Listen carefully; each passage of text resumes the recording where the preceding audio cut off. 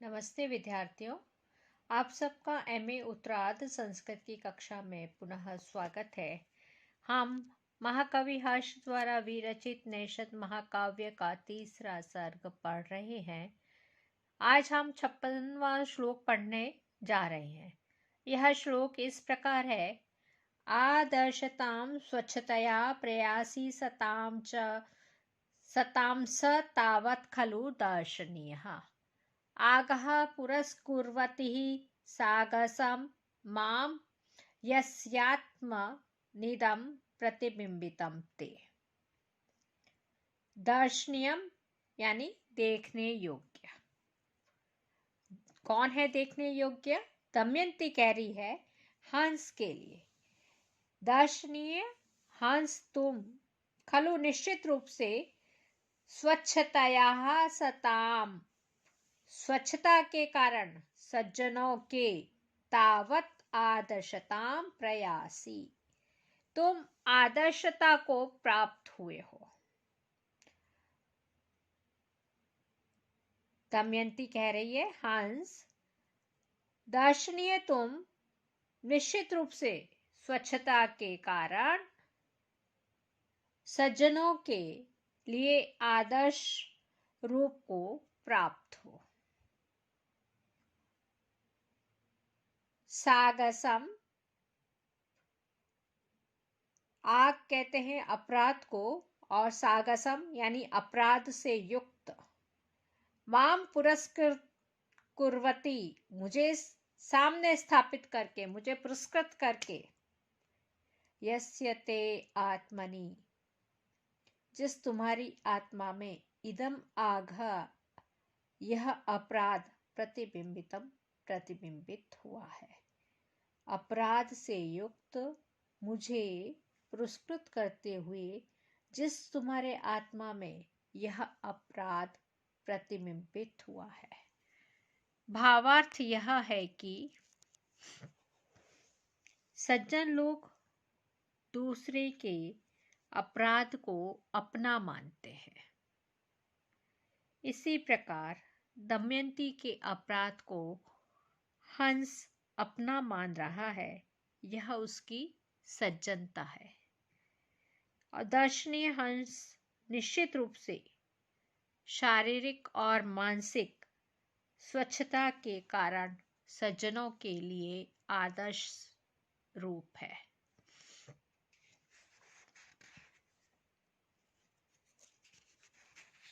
यहाँ पर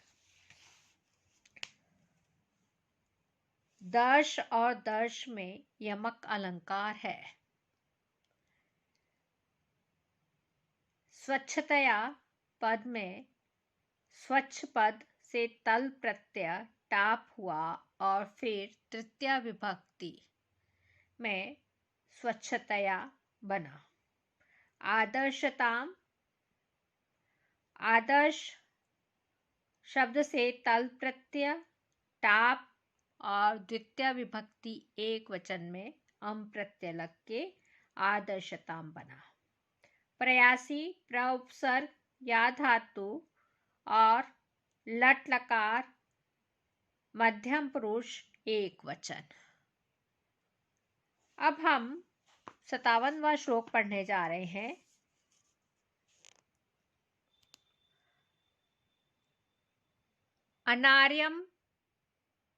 अनार्यम्प्याचरितहं कुमार्यः भवान् मम शाम्यतु सौम्य तावत्। हंसोऽपि देवांशतयासि वन्द्यः श्रीवत्स लक्ष्मीभिः मत्स्यमूर्तिः। इस पद्य में दमयंती हंस से अपने अपराध की क्षमा याचना कर रही है। सौम्य हे सुंदर, हे सौम्य। भवान कुमार्या मम अनार्यम आप हंस, कुमार्या मम कुमारी मेरे, अनार्यम अपि अनार्य भी, आचरितम शाम्यतु अनार्य जो आचरण हुआ है उसे क्षमा करें। ही निश्चित रूप से, हंस अपि हंस होने पर भी आप देवांशतया श्रीवत्स लक्ष्मा, देवता के अंश होने के कारण श्री वत्स के लक्षण वाली मत्स्य मूर्ति मत्स्य की मूर्ति देह के समान वंद्यासी वंदनीय हो।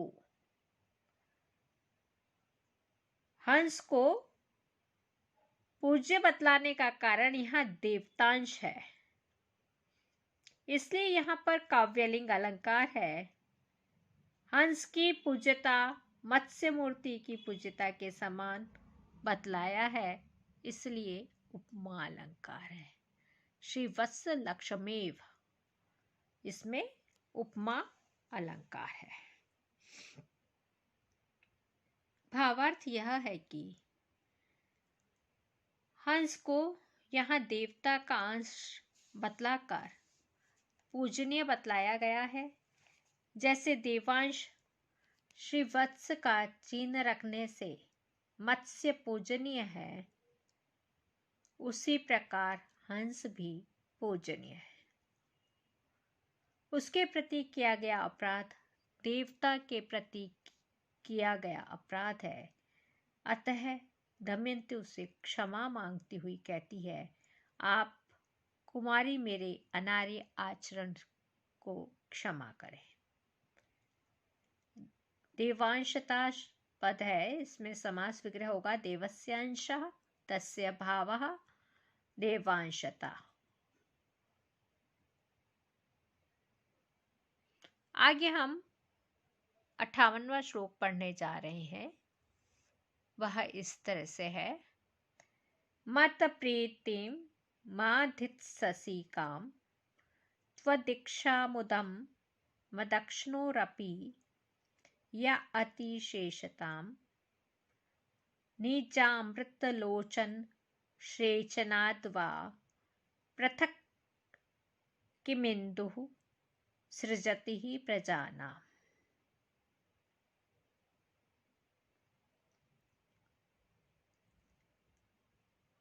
हंस ने पूर्व में कहा था कि दमयंती से कि मैं आपका कोई प्रिय कार्य करूंगा। इस विषय पर दमयंती उत्तर देते हुए यह श्लोक कह रही है,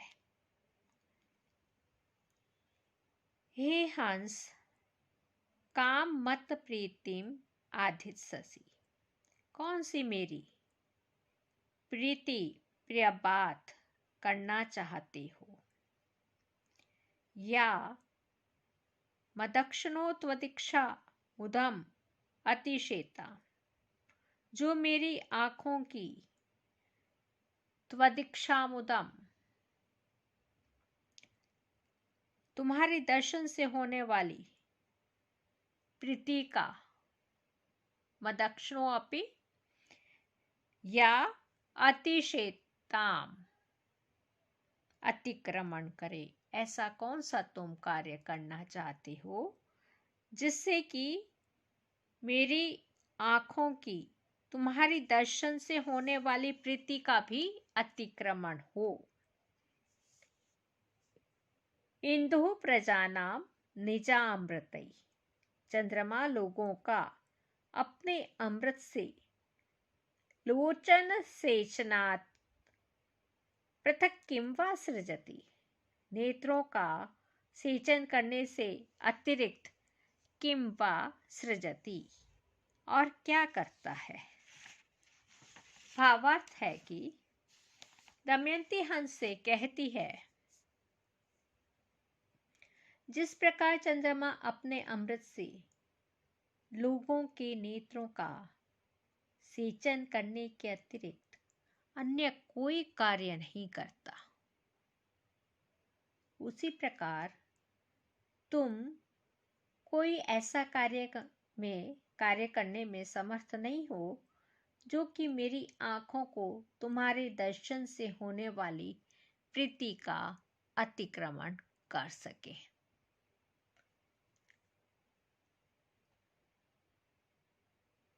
यहाँ पे अतिशेताम पद आया है। अति उपसर्ग, शिंग धातु, लोट लकार, ताव प्रत्यय, सृजति सृज धातु, लट लकार, प्रथम पुरुष एक वचन। यहाँ पूर्वार्ध और उत्तरार्ध में परस्पर बिंब प्रतिबिंब भाव होने के कारण दृष्टांत अलंकार है। अब हम आगे 59वां श्लोक पढ़ने जा रहे हैं। मनस्तु यम नोज्झतु जातु यातु मनोरथ कंठपथम कथम स का नाम बाला द्विराजपाणि ग्रहाभिलाषम कथ्येदभिज्ञा।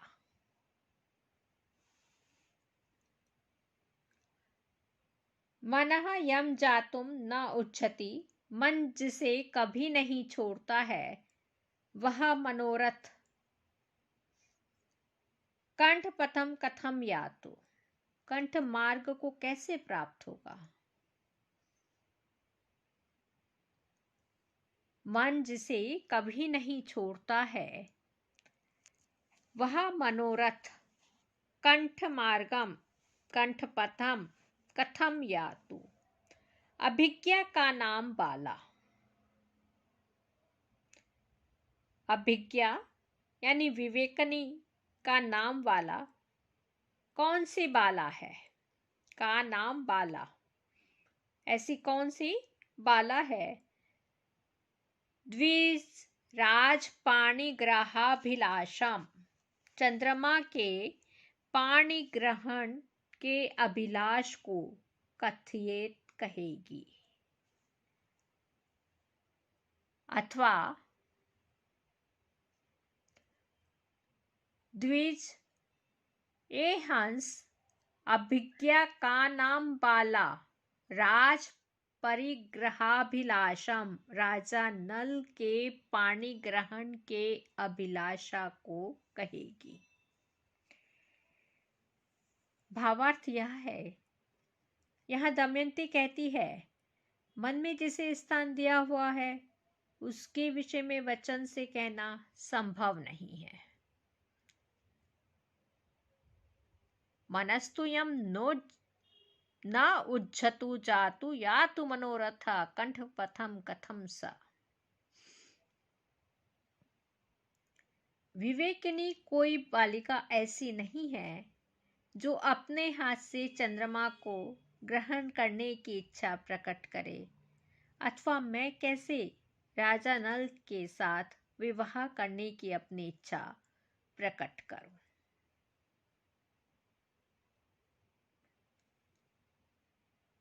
यहाँ पर द्विजराज पाणि ग्रहाभिलाषम में श्लेष अलंकार है। कथ्येत पद में कथ धातु नेच विधिलिंग में तिप प्रत्यय।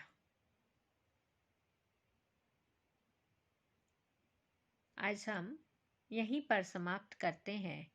सर्वे भवन्तु सुखिना, सर्वे सन्तु निरामया, सर्वे भद्राणि पश्यन्तु, मा कश्चित् दुःखभाग् भवेत्।